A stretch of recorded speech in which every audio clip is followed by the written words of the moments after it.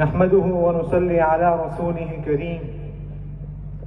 أما بعد، أيها الحفل الكريم أرباب المجد والسعادة، أقوم اليوم أمام حضراتكم مخاطبا نفسي أولا ثم إياكم ثانيا، تذكيرا لما قد فرطنا فيه من حيث الأمة. يا أبناء الإيمان ويا حاملي شرف كلمة التوحيد، استمعوا مسلمين لأمر الله عز وجل حيث يقول: واعتصموا بحبل الله جميعا ولا تفرقوا. وقال تعالى: إنما المؤمنون إخوة.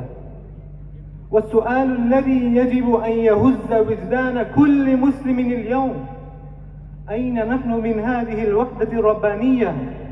كيف يليق بخير أمة أخرجت للناس أن تكون جسدا متنازعا تأكله الخلافات الداخلية وتضعفه الأهواء النسبية؟ لا والله، إن قوتنا ليست في كثرة أعدادنا وقد بلغنا المليارات، بل في صلابة صفنا وتوحيد كلمتنا. فقد كان مجدنا وعزنا مرتبطين ارتباطا وثيقا بتمسكنا بحبل الله المتين. وعندما دب الوهن وتسللت الفرق والنزاعات، تحولنا من قادة للعالم إلى أتباع متنازعين.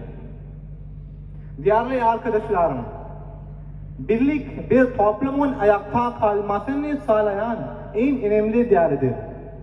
Hepimiz farklı düşüncelere, kültürlere ve özgürlüklere sahip olabiliriz. Fakat bu farklar ancak birlik içinde değerlendiğinde bir güç haline gelir. Birlik olduğumuzu karşılaştığımız zorluklar küçülür, umutlarımız büyür ve geleceğimiz daha sağlam olur. Dear audience, today is the day to awaken the fire within us, to realize that our strength lies in our unity, in our brotherhood, in our faith, and in our collective resolve. The world will try to divide us, to weaken us, but remember that we are stronger than any challenge when we stand together. Our beloved Prophet Muhammad sallallahu alaihi wasallam showed us the way. He showed us the way of unity, brotherhood, compassion. He said, مثل المؤمنين في توادهم وتراحمهم وتعاطفهم مثل الجسد إذا اشتكى منه عضو تداعى له سائر الجسد بالسهر والحمى. The similitude of believers in regard to mutual love, affection, and fellow feeling is that of one body. When one part complains, the rest of the body responds with sleeplessness and fever. دوستان عزیز، بگذارید این سخن من دعای بیداری باشد. مهم نیست شرایط چقدر سخت باشد، مهم نیست شگافت چقدر عمیق باشد. ما قدرت آن داریم که همه چیز را تغییر دهیم. ما قدرت آن داریم که پلهای محبت بسازیم، دیوارهای نفرت را در هم بشکنیم و آینده بسازیم که آن عدالت، صلح و برادری حاکم باشم. وظیفه معروف شناس، تجسم هم بستگی واقعی.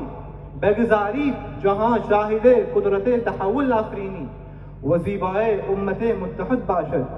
بیا پیدا خریداروس جان ناتوان را، پس از مدت گذار افتار برما کاروان را. بیا تا گل بیفشانیم و در ساغر اندازیم، فلک را سخت بشکافیم و در دیگر اندازیم.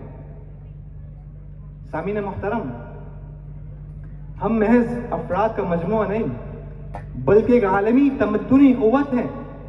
हम एक ही तारीख, एक ही शानदार विरसे और एक ही अजीम तहजीब के वारिस हैं। हमारी ये मुश्तरका इस्लामी शनाख्त किसी भी किस्म की लिसानी, इलाकाई या नस्ली तकसीम से कहीं ज़्यादा मुस्तहकम और लाजवाल है। सदहिफ आज हमारे अंदरूनी इंतशार ने हमें कमजोर और बेवकूफ कर दिया है। हमारी सियासी और इक़्तिसादी कुव्वत बिखर चुकी है। पानी सर से गुजरने से पहले ہمیں اس حقیقت کا کما حقہ ادراک کرنا ہوگا کہ ہمارے باہمی شخصی اختلافات ان عالمگیر بنیادوں کے مقابلے میں کچھ بھی نہیں جن پر اسلامی معاشرہ استوار ہوتا ہے، بلکہ اسلام کا پیغام تو یہ ہے، چند فرضی لکیروں کو سجدے نہ کر، چند خاکی حدوں کا پجاری نہ بن، آدمیت ہے ایک موج بے قرار، ساری دنیا ہے انسانیت کا وطن۔ یہی وہ مرکزیت ہے جو ہمیں یہ کہنے کا حوصلہ دیتی ہے، چینو عرب ہمارا، ہندوستان ہمارا، چینو عرب ہمارا، ہندوستان ہمارا، مسلم ہے ہم، وطن ہے سارا جہاں ہمارا، توحید کی امانت سینوں میں ہے ہمارے، آسان نہیں مٹانا نام و نشاں ہمارا، آسان نہیں مٹانا نام و نشاں ہمارا۔ السلام۔